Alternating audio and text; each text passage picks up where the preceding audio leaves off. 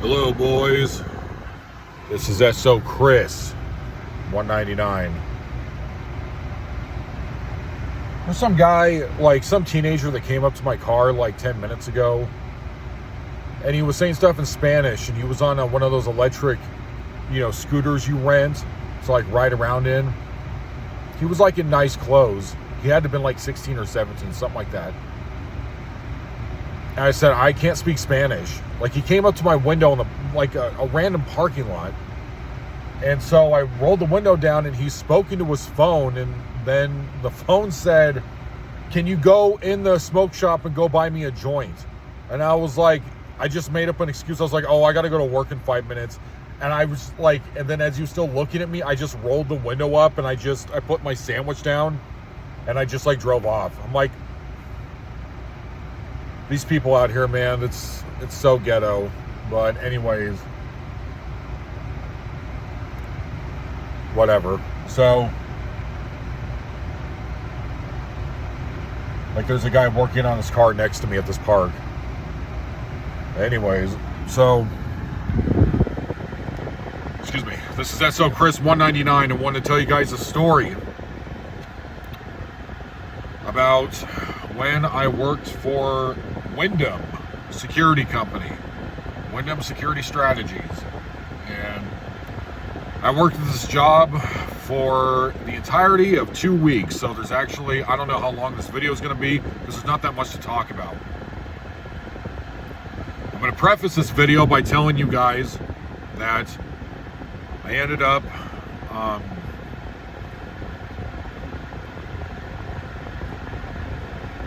it was 2 weeks.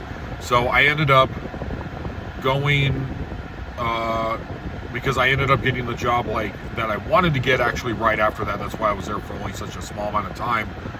But because they had a specific contract with the police station in that part of Arizona, I ended up going to 2 calls police officers should have gone to.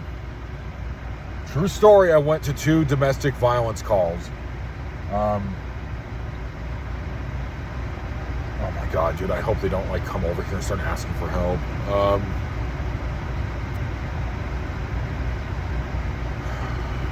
Dude, I don't know where else to move my car. This is the second time I've moved. You know what? I'm just going to go ahead and just go to the, I'm just going to go ahead and go to the, just going to go to my old location and record there. This is uncomfortable.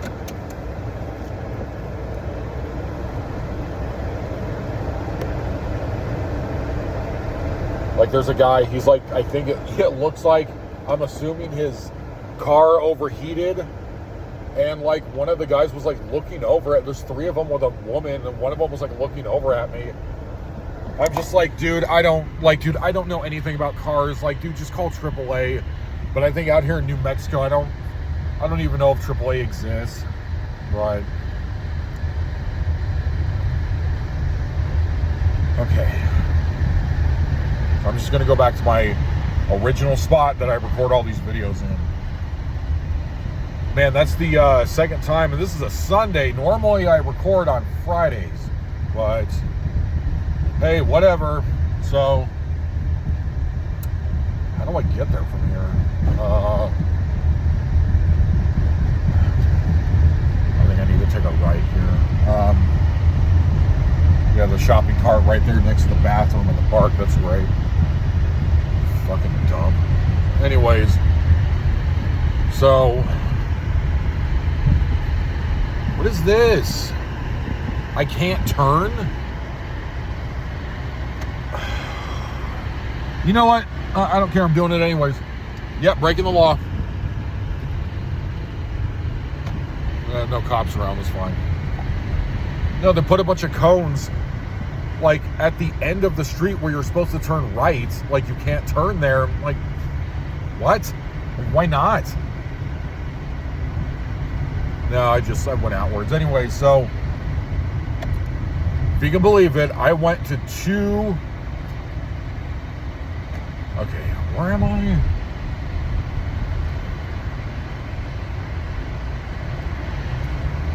Oh, it's up here. All right. Sorry, I'm going the wrong way again. I just realized I haven't had any coffee either, or like an energy drink or anything. It's like 1:30. Anyways, okay. Let's get this story started here. I'm actually more focused than I normally am because I ended up. So I'm running the track right now. I'm doing track and field, and to try to get my time down to an appropriate time so I can pass my physical test. So that's what I did this morning. So anyways, yeah, okay. Okay, no, I thought I was going the wrong way. I'm going the right way. All right, so anyways, so with this company, I went to 2 domestic violence calls, and this was like right before I quit the job. I think this was actually the second to last shift. And so it's really similar to Bolt. So for the people out there that don't know, well, I'll explain the job to you. So it's a Rover job. So I actually found out here where I live in New Mexico, there is a Rover company here, but it's like really, really small from what I was told. So I was told by one of the supervisors at my security job now that it's called like H&S or something like that, where they actually do only Rover calls. So they go around to only a few different areas in the security vehicles, and all they do is they just sit there for like 30 minutes in front of the building, and they get out and they take the pictures and just do the little report really quick to do exteriors. So, you know, I mean, actually, I probably would have loved doing that a whole lot more than what I'm doing. I don't know. I actually really like my job now. Yeah, this job is really entertaining. I'll put it like that. The money is not great because I'm basically making like a little bit above minimum wage, but this job has been super entertaining. I ended up almost getting into it with protesters yesterday for the No Kings protest. The no gods, no kings, no masters, like that anarchy thing for the ICE, like raids that have been going on for the last like half a year. So I ended up working security for 2 days, work alongside police, which is what I've done like a bunch of times in the past. So this security job is actually pretty fun. I actually do like it. I'm starting to actually really love what I do. So for the first time. Okay, I'm here. Just gotta park the... Oh, you motherfucker. Someone took my space. Someone parked in the back of the lot where the tree is. Like, dude, that's what I do. That's my hand. There's not even anybody in there. I'm in the back of the lot and there's no one here. You had to park in my spot? Ugh, you gonna jerk off? So anyways, all right, I'm here. So let's talk about this. All right, so for this job, it did require to do a lot of sites at once. Like because the problem was that, so the training actually was really, really good this time. So they broke it up by 4/10s where you have 3 days off, but sometimes you would have to go above an hour, which wasn't really that bad. So you'd be working for what? So 4/10. So you'd be working like, I would say 2 out of the 4 days a week. I worked like 11 hours, but it wasn't really that bad. So it's really easy. So, so for that one, I ended up going to many, many different sites. Because with this company, they required like, oh yeah, that was what I was going to say. So every time I came into work, training and after training, they would always start off the debriefing meetings because we all had to come to the main office before we got our cars, and we had to get a bag. We had to get like a fire extinguisher. We had to get weapons, a utility belt. Like, we're talking basically like, you know, bulletproof plated vests. Pretty much, pretty much everything PD had is what we had at this company. And keep in mind, I was still unarmed. So it was split up, just like the company I'm at now. It was split up until one was unarmed and one was armed. So I was in the unarmed division of, like, you know, first starting out. The training there was really good because all 4 of the days that I was there, I actually had excellent training. It was one of the few security companies I worked for where they really made sure that you knew what you were doing and what they wanted you to do. Like, it was very much instilled in you within that week. So I really didn't have any questions about anything. So, like, they actually did a good job. So can't really say that about some other companies I've worked for where the training was atrocious. But this company, it was like 5-star training. So anyways, so afterwards, so every time, well, this happened for the entire 2 weeks I was there. So every time that I came into work, there was people that had called off. And so that meant that you were going to have to take one of their slots. And what I mean by that is you're basically doing more, so you're doing more work because they take what is closest to your schedule that they give you for the night. And if there's like 2 or 3 posts that's close to where you're going to be at in the city, they add that. So instead of doing like 25 stops, you're doing 28. So that's how they did it. So, but for the most part, for training and for on the job, half the week I still got done on time.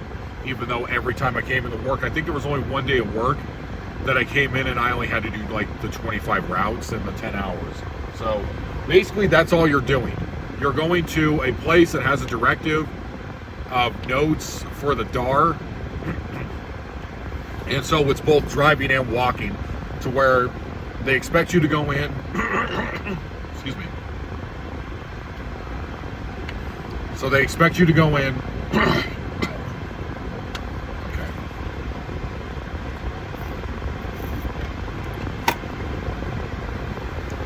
All right, so it's just not going to stop.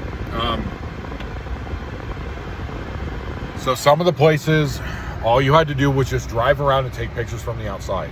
But it was kind of rare because most of the time they want you to get out and go take pictures and go write down your report on the track tick phones. So I would get a track tick phone every time I went into work.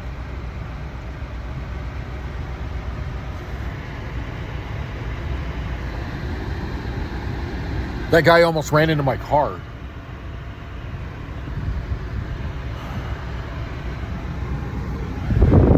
Oh, God, Las Cruces, it's like a bunch of dodo birds are living here. It's just like, how do these people make money? Like, they're fucking retards here. So, anyways, continuing. What was I talking about? So, yeah, the 25. So, some of that, I would say only like 2 posts. You got to stay in the car, but the other 23 you had to get out and you had to go take pictures because the DAR usually said for like the notations there, you got to get out and you got to walk from this area to that area and you have to take a minimum of like 10 pictures or something like that. And this was for every single place that you went to when it had to, and it couldn't go over like, you couldn't be there for more than like 20 minutes. So it is a lot of driving, and it was a lot of work, but it was easy. So even when they were putting like other people's like sites on your site, it still actually wasn't really that bad. I mean, I would be sitting in the car with this phone right here, and I'd have it in the seat next to me driving the security car, playing like a podcast. And if I ran out of time, because out of the 10 hours, I'd say like 8 of the hours are probably I'd say between 7.5 to 8 of the hours you're out driving, and then walking or standing, it's probably like 2 hours. Because every time you would go to a site, you would like drive either some of it or half of it, and then you would walk the rest of it. But the amount of time they wanted you to be out for every time you did a patrol was probably only around like 8 to 10 minutes. So it wasn't, but then you would have to immediately jump to another site. But if also, here's another thing, I forgot about this until just now. So if there was anyone, like if there was like an older guard or someone who got stuck in traffic or someone who got stuck on a code, like had to call the police or whatever, because they were trailing behind and their hours were not matching up to what time it was, then that would get dispersed among the other guards. So let's say you have 28 stations to get to in 10 hours. If somebody ends up doing a 911 call, like one of the guards, or they get in a fight with someone, or they get a gun pulled on them or whatever, and they are taking an hour instead of 20 minutes at one site because they had to call like for a supervisor for backup or something like that, which did happen to me on a Saturday, or no, it was a Sunday. No, I worked Thursday, Friday, Saturday, Sunday. So this was a Saturday that happened, because I had to go to 2 back-to-back domestic violence calls, and they had to pull my last like 2 or 4 stations, and they had to disperse it to other people, like other guards I was working with. So let's say something happens and you have to work with police or something. So instead of you doing your 25 plus 3, you're going to have to plus another one, so you have to do 24. And that's how that worked. But at the same time, it wasn't really that bad. It was actually really easy. So I'm going to tell you guys about the call I was on. I went to this apartment complex that was connected to a strip club. This was in the back of Phoenix. So I don't remember what street it was, but I ended up getting a call while I was there. Actually, I got a call that there was screaming and yelling coming from one of the apartments in the back of the building. So if you're going down the street, before the stop, there was a strip club. So if you go in and then actually go into the area as to where the parking lot is for all the residents and guest parking and whatnot, there were screams when I got out of the car coming from the back of that was connected to it. So it was still the apartment complex. Ended up that someone had called the police. And so I was told to respond to it. Not even joking. So they called the police saying there's domestic violence, and possibly a man is beating his girlfriend, and that was the screams I was hearing. They sent me to go do it by myself. Not even joking. So I did. I parked the car. I walked over and I didn't hear any more screaming. And I thought to myself, I have pepper spray and I have handcuffs, but I don't know how to use handcuffs. I've never used pepper spray before. I don't have a gun on me. I'm literally just going to end up fighting if something happens. So here's what happens. I thought to myself, this is probably not good if I don't have backup, because this guy may have a gun on him. He may have a knife. I mean, I've seen enough. I've been in enough situations to know that this could get really bad really quick. So just not with actual police, but like back when I used to work in the behavioral hospitals and when I used to work in the ER as security.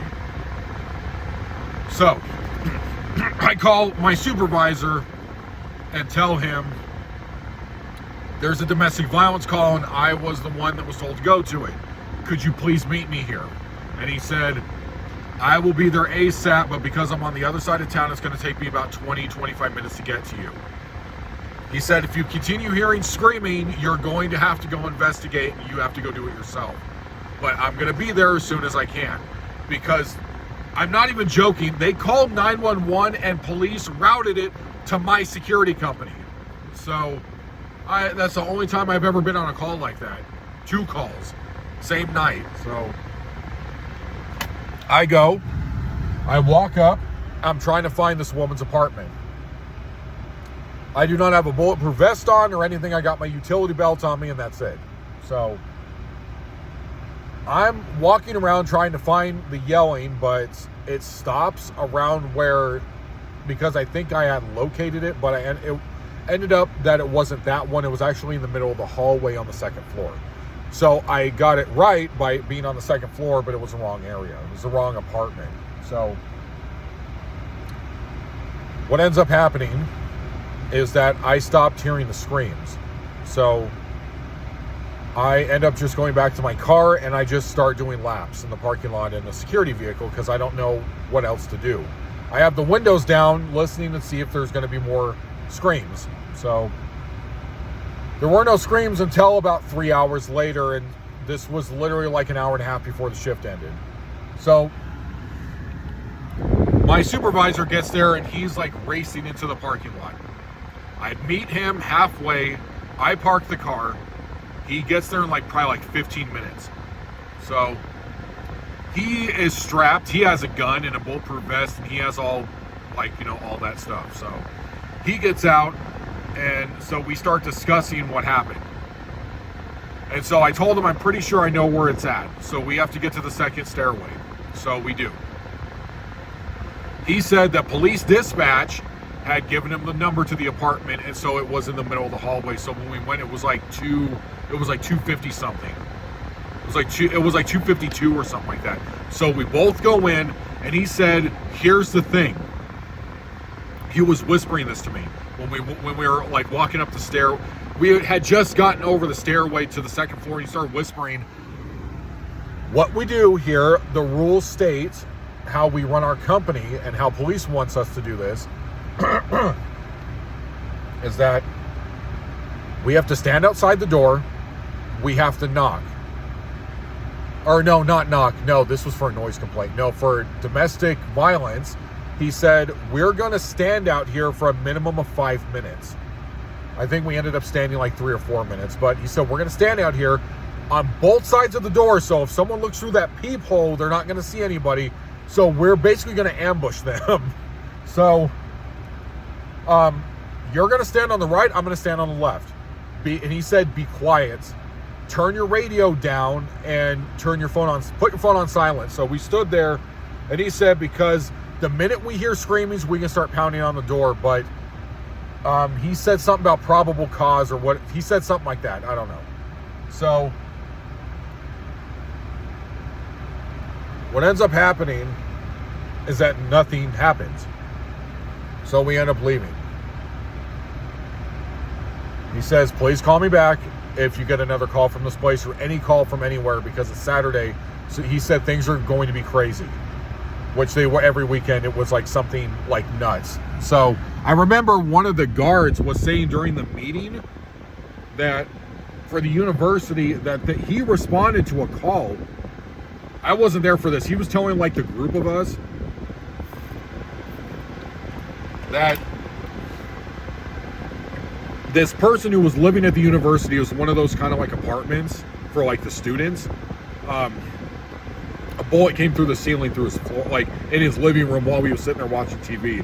The bullet missed him like by like a lot, but it went through the ceiling and went through his floor. And so found out that, because this was like the last day I was there, or second to last, the guy was telling all of us that that there was a party like where there was a bunch of beer pong and like drinking and things like that. And this guy, he gets on top of one of the beer pong tables and starts dancing to whatever music they're blasting. And so as he's dancing, his loaded gun goes off in his pocket, goes through. It actually doesn't go through his leg. Like miraculously, it doesn't harm him. He's like dancing on the this beer pong table. The gun goes off. It goes through the beer pong table, through the floor, and then through this guy's living room as he's watching TV. So, yeah, that was pretty funny. But so, anyways, so I end up just doing the rest of my patrols. Like, you're just going to different apartment complexes, you're going to different like businesses, you're going to strip malls. Like, it's basically anything that they anything that they have a contract with, and you're doing it, like I was saying earlier, for like 20 minutes at a time. So basically everything you do has to be quick, but it wasn't like unreasonable, if that makes sense. Like everything, like you could actually do everything walking, like at a slow pace. You just had to make sure to get your pictures and fill out like all the information. So this was like 2 hours later, or no, this was 3 hours later. It was like 4:30 a.m. when everybody had to be back at 6 a.m. So again, screaming from the same woman at the same place. And so my memory's kind of jarred as to what happened. But I remember, again, I called and he said he knew because police told him it's the same apartment with the same woman. It's the same, again, domestic violence. So I remember he gets there in 15 minutes again and we meet up. But I don't really remember what happens. I'm pretty sure nothing happened. I'm pretty sure we actually didn't end up talking to anyone. It was kind of like the same thing over again, I think. I'm actually not sure. But here, I'll leave you guys with this one before I get out of here. So during training, this was day 3. No, this was day 2 of training. So this guy takes me to a strip mall. And in the strip mall, it's like a barber shop and some other things. And one of them was like just like abandoned, like it's kind of like abandoned rooms kind of thing. So one of them was like a women's care facility. And so when we drove up, I asked him why there were so many bullet holes in the windows, because the whole thing of this strip mall was all just windows. Like the door was like everything was made out of glass. So I asked him, because I counted, when I was like standing there, I counted them. There was 8 bullet holes through the door and through the windows, but nothing actually like shattered. And I told the trainer, I said, why are these here? And he said, well, he was like, well, you can't see any signs out here stating what this company does, but this is an abortion clinic. And he said what probably happened, he was like, I was on shift when this happened, but I wasn't in this area. So when it ended up happening is that, he says, what I think is what happened is that somebody got really mad that they were performing, you know, abortions here, and some guy just came into the drive-by. So, and I told him, well, man, with my Christian beliefs, if somebody comes here with a gun, I'm not stopping him. So, you know, so that happened. Oh, wait, okay, no, there was one more story. So, here's another one. All right, so what ends up happening is, before that, this was like right after I was done training, and I was sent for 2 days, and it was from midnight to 12:30 at night or in the morning. And so they wanted to clean out, the government said they wanted to clean out the entire park. Excuse me, they wanted to clean out the entire town lake. So they took 5 supervisors, basically every single supervisor, with me and like 2 other guys, even though I had just started at the company. We all drove over and met up at midnight at the town lake, because the government said the homeless are now, it's now illegal for them to be there between the hours of midnight to 6 in the morning. I guess they had just passed a law, or like something happened. And so, again, this was like the domestic violence call. So it was given to the police department to clear it. The police gave it to the security company I worked for. So we cleared it. It got tense for a little bit. I was threatened twice. One guy was on a skateboard, and I remember him saying like, oh, so how are you doing on this fine evening? It was something like that. It was like a young guy. You could, like, they were all junkies. But this guy, like, he rode past on a skateboard. He's like, oh, so, hello, sir. Like, how are you doing? Or, isn't this a fine evening? He was, like, saying something like that. And so the minute my supervisors started telling him and his group and all the people that were there,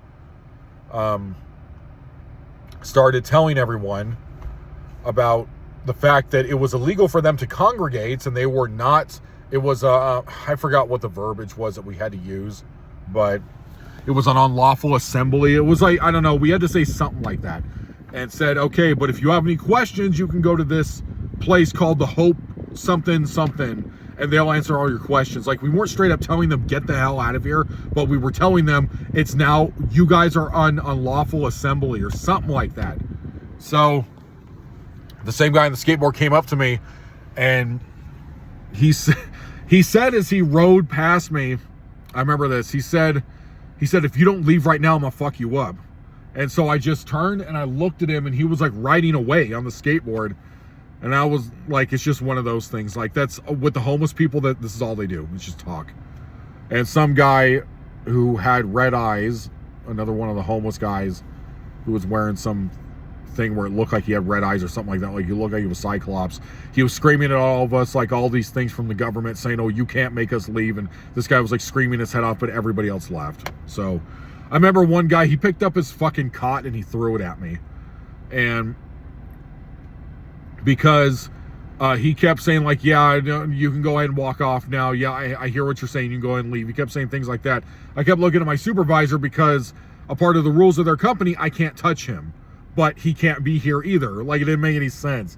So, yeah. And I was like, dude, so they kept saying over and over again, you need to repeat the verbiage, as they were standing at a distance. And I kept saying, I kept yelling at him, sir, the hours of operation are 12 to 6. I yelled it probably like 5 or 6 times.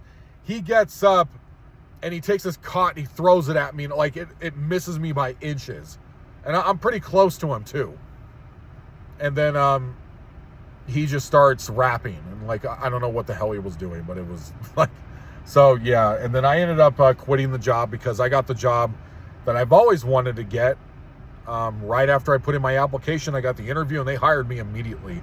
And that was when I got to go back to the psychiatric hospital that I worked at for about 2.5 years, which was like my favorite job. Even still to this day, it's like my favorite security job. So, but yeah, that's what happened there. So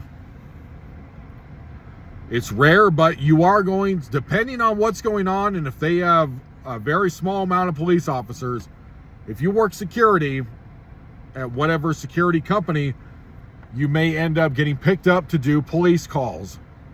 So yeah, this is SO Chris 199. I'm actually glad I was able to do this today because it almost didn't happen again. I tried to record on Friday, but I've been super busy with work. So I went from part-time to now I'm at full-time, and now I'm working 6 days a week. So that's good. So anyways, all right, this is SO Chris. I gave it to you raw, unfiltered, uncut, everything like that. Okay, so we are security.